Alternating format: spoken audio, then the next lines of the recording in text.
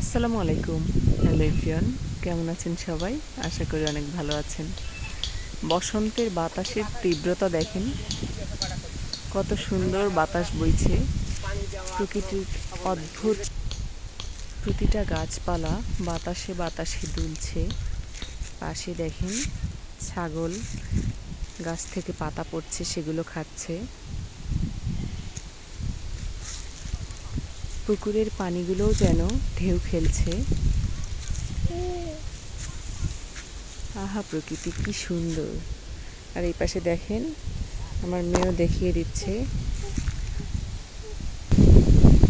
কি সুন্দর বাতাসের ঢেউ খেলছে। দেখুন, ছোট ছোট গাছ থেকে শুরু করে বড় গাছ, এমনকি আমের মুকুলগুলো সহ ঢেউ খেলছে। আর আমার মেয়ে দেখেন হাতের মধ্যে ওর ছাগলের দড়ি ধরে রেখেছে।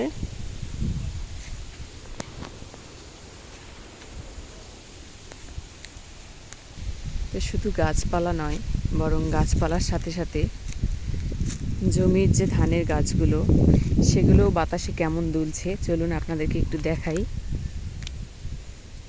তো এই দেখেন, ধান গাছগুলো এখন অনেকটাই বড় হয়েছে, আর দেখুন কি সুন্দর দুলছে। বাতাসের মধ্যে ধান গাছগুলোও যেন ঢেউ খেলছে, আর বাতাসের শব্দটা অনেক তীব্র, অনেক জোরে।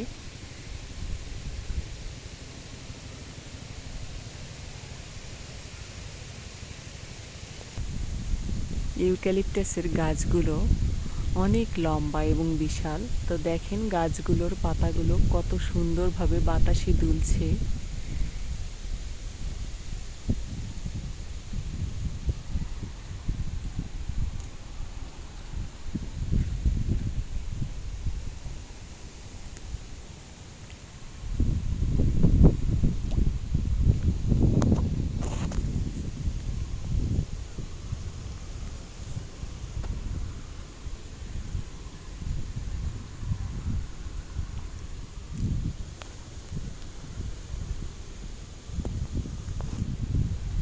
ফসলগুলো যখন আরেকটু বড় হবে, তখন এরকম বাতাসের ঢেউ যখন খেলবে, যেন সমুদ্রের ঢেউয়ের মতো ঢেউ খেলে যাবে ফসলের গায়ে। তখন দেখতে আরও কতটা সৌন্দর্য হবে, নিশ্চয়ই আপনাদের সাথে শেয়ার করার চেষ্টা করব ইনশাআল্লাহ।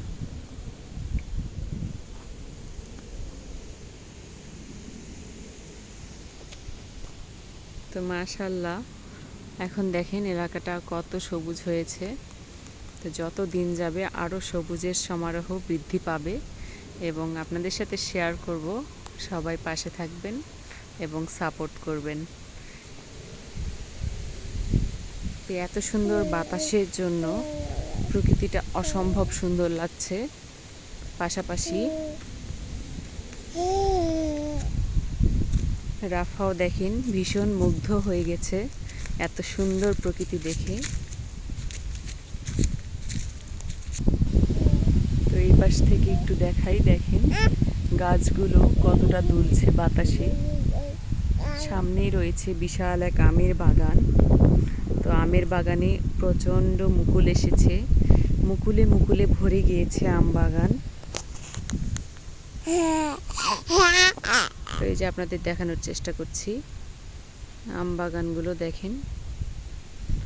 যদিও বা আমি কিছুটা দূরে দাঁড়িয়ে রয়েছি, তারপরেও যতটুকু দেখানো যায় দেখানোর চেষ্টা করছি।